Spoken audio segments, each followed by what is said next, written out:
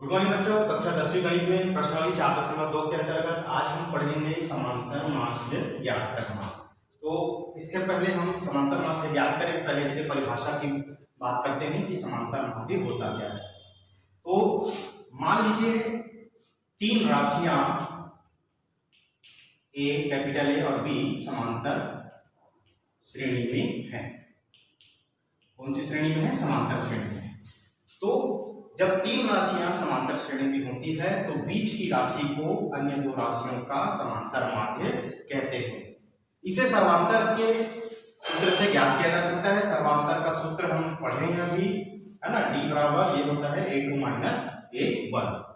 जब आपकी जो श्रेणी है, कहना चाहिए चार राशियों से बना हो, तो सर्वांतर दो बार लिया जाता है। ये इस प्रकार आप लिख सकते हैं। ये देखिए, द्वितीय पद ऋण प्रथम पद बराबर तृतीय पद ऋण द्वितीय पद। अगर पक्षांतर कर दिया जाए तो a प्लस ए और b plus small a, total कर दिया जाए 2a इज इक्वल टू, इसे आप लिख सकते हैं a प्लस b या capital A is equal to a plus b upon 2। ये होता है समांतर माध्य का सूत्र। ठीक है, तो याद रखेंगे, यदि तीन राशियां समांतर श्रेणी में हो तो बीच की राशि को अन्य दो राशियों का समांतर माध्य कहते हैं और इसका सूत्र होता है capital A is equal to a plus b upon 2। तो अब हम इस पर आधारित सवालों को पढ़ेंगे।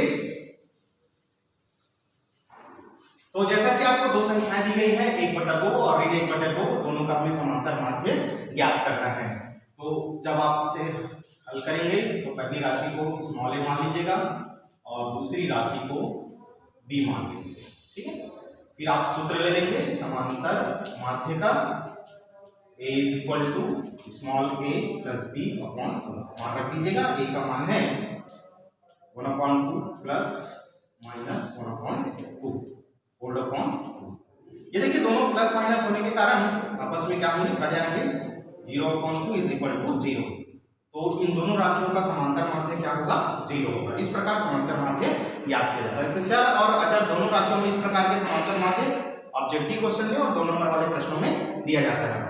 इससे रिलेटेड और कुछ न्यूमेरिकल क्वेश्चन देखते हैं। जैसे दो संख्याओं का समांतर माध्य 7 है। देखिए, यहाँ पर समांतर माध्य आपको दिया गया है 7 है और उन संख्याओं का गुणनफल बोला जा रहा है 45 है। तो वो संख्या ज्ञात कीजिए। तो संभावित रूप में आप पहले निर्धारित करेंगे, माना दो संख्याएं a और b है। दो राशियां लेने को बोला गया था, हमने क्या क्या लिया? a और b। प्रश्नानुसार देखिए, पहला प्रश्नानुसार दो संख्याओं का समांतर माध्य 7 है। तो हम जानते हैं अगर दो राशि a और b है तो दोनों का समांतर माध्य क्या होगा? a/b/2। इसके बराबर कितना बोला जा रहा है? 7। पक्षांतर कर देते हैं, a/b बराबर 7 दूनी 14। यहां से किसी की वैल्यू निकाल लें। मान लीजिए b की वैल्यू हम निकाल लेते हैं, तो b इज इक्वल टू हो जाएगा 14 ऋण 1। समीकरण नंबर 1 के रूप में निरूपित करते हैं। पुनः प्रश्नानुसार देखिएगा, दूसरी लाइन बोला गया है कि दोनों संख्याओं का जो गुणनफल है वो 45 है। तो a गुणित b बराबर आप लिख सकते हैं 45, या यहां भी अगर आप b का मान निकालना चाहें तो आप लिख सकते हैं 45/a। ये हो जाएगा आपका क्या? समीकरण नंबर 2। ठीक है, देखिए हमने समीकरण 1 और 2 दोनों में हमने किसका मान निकाला है? b का मान निकाला है। b का मान निकाले तो दोनों समीकरणों को आप तुलना कर दीजिए।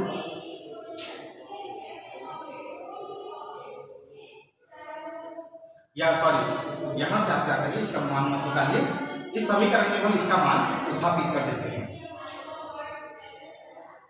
समीकरण इसे 2 निरूपित करेंगे और यहां लिखेंगे समीकरण 2 में b का मान समीकरण 1 से रखने पर, तो b का मान रख देंगे a गुणित b बराबर 45 है हमारा समीकरण। a गुणित b का मान है 14 ऋण a बराबर 45। एक अंदर गुणा कर देंगे तो 14a ऋण a वर्ग बराबर 45। 45 को इधर ले आइए, इसे हम इस प्रकार लिख सकते हैं, ऋण a का वर्ग धन 14a और ऋण 45 बराबर 0।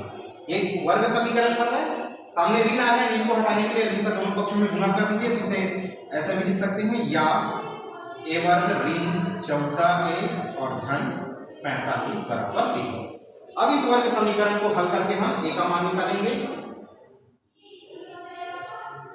तो देखिए हम कैसे हल करेंगे इसे। a वर्ग दो संख्याओं का गुणनफल 45 आना चाहिए और उनको जोड़ने घटाने पर 14 आना चाहिए, है ना। तो 9 पंचे 45 और 9 और 5 होता है 14। तो ऋण 9a और ऋण 5a दोनों को जोड़ेंगे तो ऋण 14a आएगा और दोनों को गुणा करने पर धन 45 आएगा। फिर दोनों का इस प्रकार समूह बना दीजिए और यहाँ से हम माइनस निकाल देंगे। यहाँ से a का मान होगा a ऋण 9, यहाँ से ऋण 5 बाहर निकालेंगे तो यहाँ भी बचेगा a, ये धन का हो जाएगा ऋण क्योंकि ऋण बाहर निकला है और 9 पंचे 45। तो a ऋण 9 और बचा क्या हमारे पास a ऋण 5। ये 0 फॉलो करिए। a ऋण 9 इज इक्वल टू 0 या a ऋण 5 इज इक्वल टू 0। a बराबर ऋण 9 जो है क्या हो जाएगा धन 9 या a बराबर धन 5। तो a की जो वैल्यू है देखिए, है ना, 5 और 9 दोनों धनात्मक है, दोनों एक्सेप्ट होगा, स्वीकार्य होगा। तो ये a का कोई मान होगा, दोनों में से कोई एक। अब b का मान रखेंगे, है ना।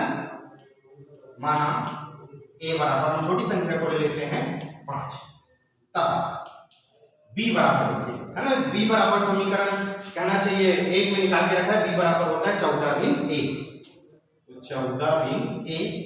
तो b बराबर 14 ऋण a का मान हम यहाँ रखेंगे कितना 5, तो b बराबर कितना आ जाएगा 9। लास्ट में लिख देंगे अतः वे संख्याएं 5 व 9 है। यहां पर आप a बराबर 5 लिए हैं तो b बराबर 9 आया है। अगर a बराबर 9 लेंगे तो b बराबर 5 आएगा क्योंकि दोनों मान पॉजिटिव है। तो इस प्रकार जो है समांतर माध्य के सवालों को हल किया जाता है।